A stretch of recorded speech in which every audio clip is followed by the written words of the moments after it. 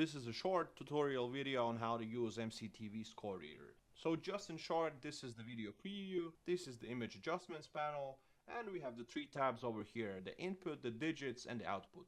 The first logical step is to add the input, and we have four options right now, which is the file, the capture device, which is your direct connection of camera to the PC, the NDI and network option for your IP cameras or the RTSP or SRT signals coming in. And this is my capture device. If I would have multiple ones, I would see them here. I can change the resolution, I can change the FPS here, and all I have to do now is start input. And now, since the video is running, we can go to the digits tab, and as the first step we have to select the corners of the scoreboard.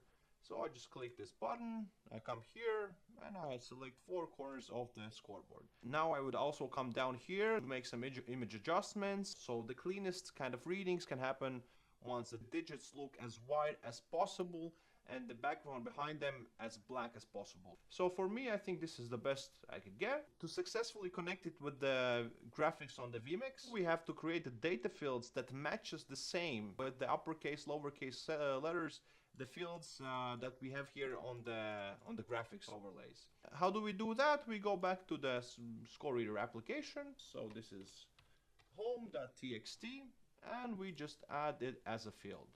Now I can add it for the away fields as well.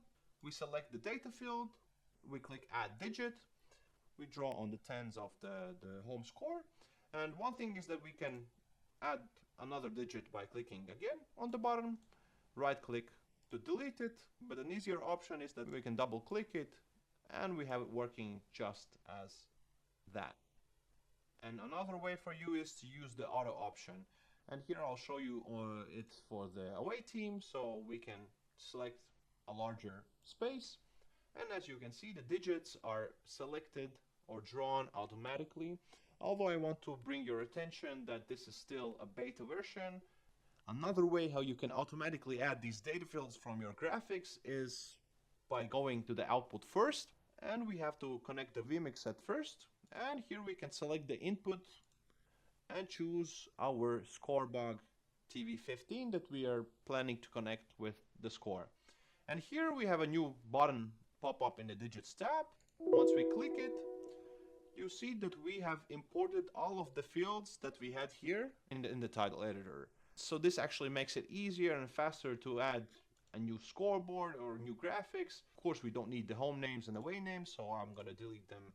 And for the timer data field, I would still advise you to use the add digit button and manually select each of the timer digits manually.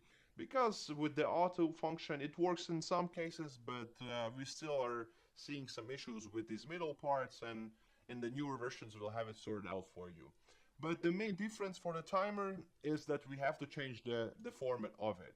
And as you see, for the timer we actually have three different format options. Once it goes below 1 minute, it actually changes to the seconds and decimals afterwards. So that's why I have this time format selected. And essentially, as you see, we have the timer running here in no time with no delays, and it's working perfectly. And as for the last step, is the output or the connection of this ScoreReader with your vMix or any other custom program. So we have the four options here. This is CSV, XML, and we have two options for the vMix. This is a more generic connection to the vMix.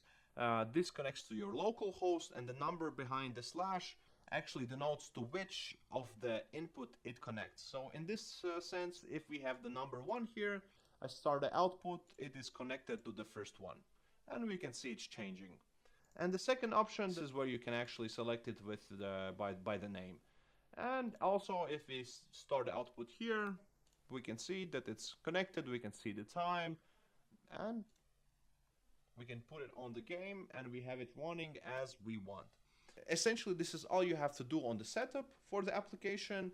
Of course, we have smaller options or smaller functionalities in the digits tab, for example, these check marks, but I'll leave these ones for the later videos as we go. So this is eventually everything you have to do to set up the ScoreReader application. So I hope this video was useful for you, and this was Mark from MCTV saying bye-byes and see you in the next video soon.